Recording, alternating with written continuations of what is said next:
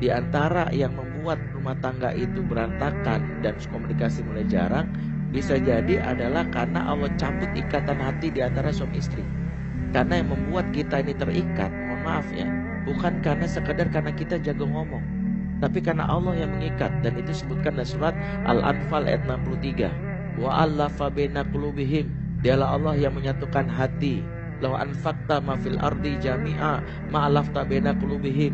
Kalau kamu mengumpulkan harta di muka bumi untuk menyatukan hati manusia, gak bakalan bisa, kata Allah.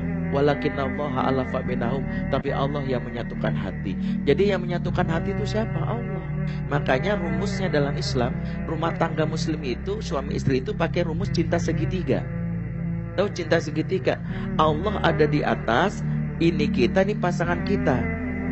Dekati Allah, dekat dengan pasangan. Jauh dari Allah, jauh dari pasangan.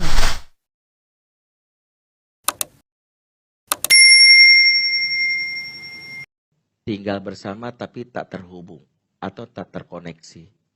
Kenapa? Inilah problematika di negeri ini.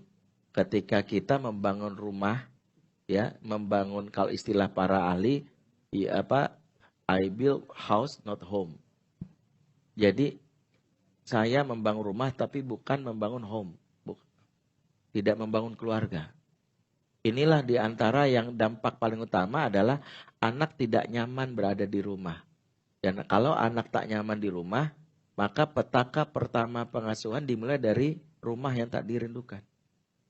Jadi kondisi ayah dan bunda yang kelihatan sering jarang ngobrol, itu adalah di antara hal yang mencabut suasana surga di dalam rumah. Dan waktu kita akan bahas konsep Beti Janati yang diajarkan Quran ya. Tapi saya kasih spill sedikit.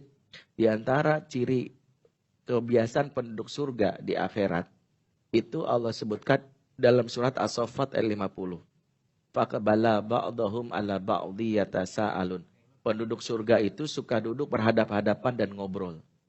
Makanya kalau kita pengen rumah kita menjadi rumah surga, di antara ciri rumah surga senang ngobrol. 70% kegiatan pasutri itu ngobrol.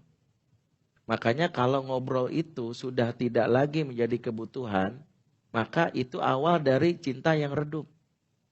Cinta yang redup sudah mulai jarang komunikasi walaupun serumah.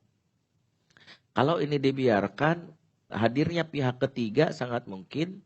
Yang kedua adalah akan muncul juga prahara dari sisi anak yang tidak nyaman melihat konflik dingin antara orang tuanya. Ingat, konflik bukan hanya muncul dari interaksi yang kasar antara suami istri, tapi juga tak saling sapa, tak saling tegur, itu juga bentuk konflik yang sama-sama tidak disukai. Ya, kita bisa tahulah seperti itu. Terus bagaimana Ustaz? Yang harus menjadi masalah, temukan dulu sumbernya. Apakah kita tidak komunikasi suami istri itu satu, bukan yang faktor pertama, jangan-jangan urusan spiritual yang rusak. Gini ya, konsep dan rumah tangga Islam tidak melulu masalah teknis itu menjadi salah satu sumber masalah. Soalnya dia nggak ngerti psikologi suami istri, nggak juga. Di antara yang membuat rumah tangga itu berantakan dan komunikasi mulai jarang, bisa jadi adalah karena Allah cabut ikatan hati di antara suami istri. Karena yang membuat kita ini terikat, mohon maaf ya, bukan karena sekedar karena kita jago ngomong. Tapi karena Allah yang mengikat. Dan itu disebutkan dalam surat Al-Anfal ayat 63. Wa allafa baina qulubihim, dialah Allah yang menyatukan hati. Law anfaqta ma fil ardi jami'a ma alafta baina qulubihim. Kalau kamu mengumpulkan harta di muka bumi untuk menyatukan hati manusia, gak bakalan bisa, kata Allah. Walakinallaha alafa bainahum, tapi Allah yang menyatukan hati. Jadi yang menyatukan hati itu siapa? Allah. Jadi mengikat hati itu Allah. Jadi kalau kita secara spiritual itu berantakan dengan Allah, hubungannya nanti dengan pasangan. Makanya rumusnya dalam Islam, rumah tangga muslim itu, suami istri itu pakai rumus cinta segitiga. Tahu cinta segitiga? Allah ada di atas, ini kita, ini pasangan kita.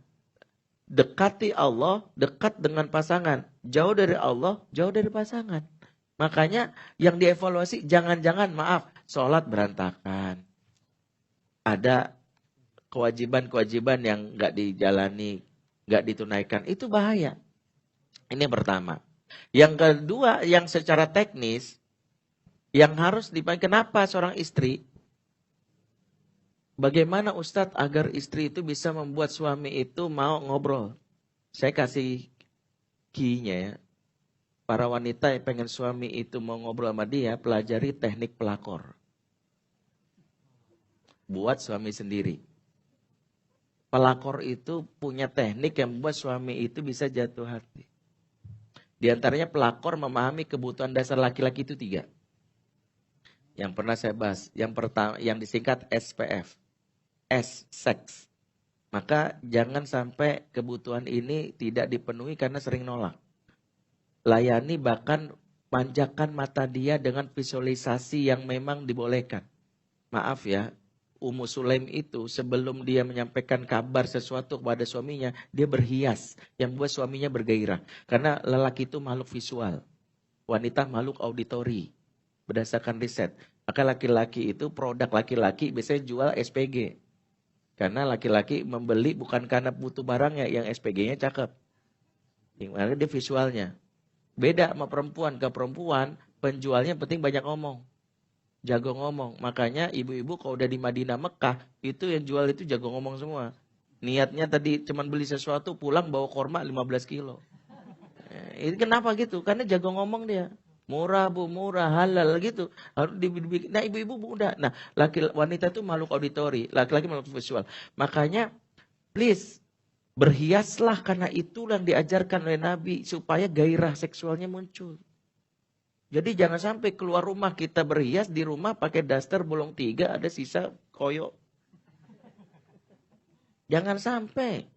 Makanya di luar kita boleh ke Arab-Araban, di rumah ke Barat-Baratan boleh.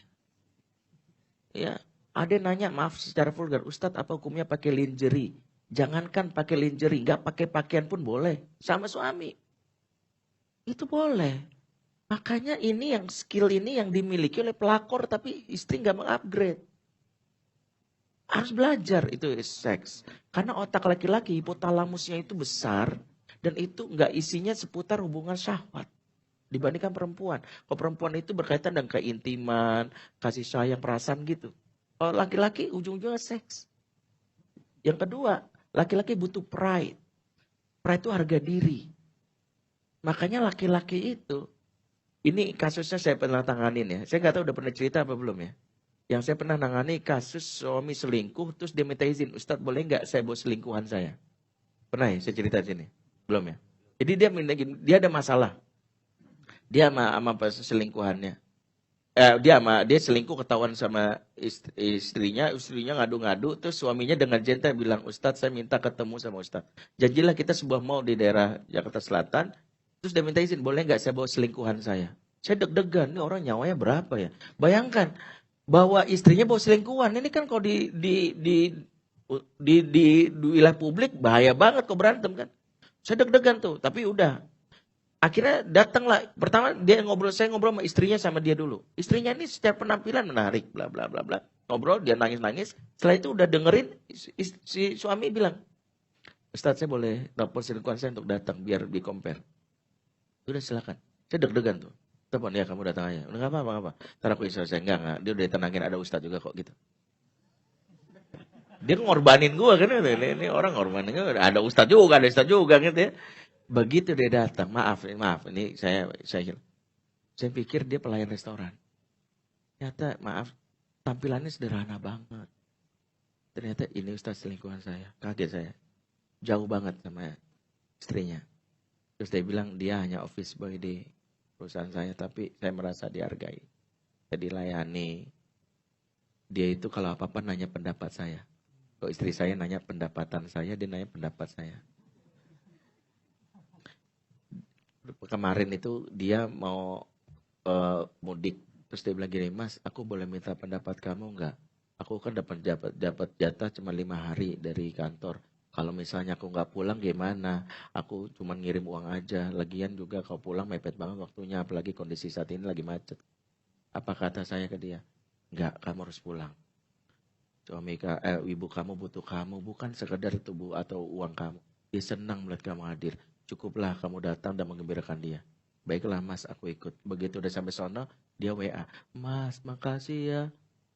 Aku untuk ngikutin pendapat kamu. Kamu tuh awesome banget deh. Aku tuh merasa bersyukur banget ya. Please bimbing aku ya. Aku ngerasa benar-benar beruntung banget bisa kenal sama kamu.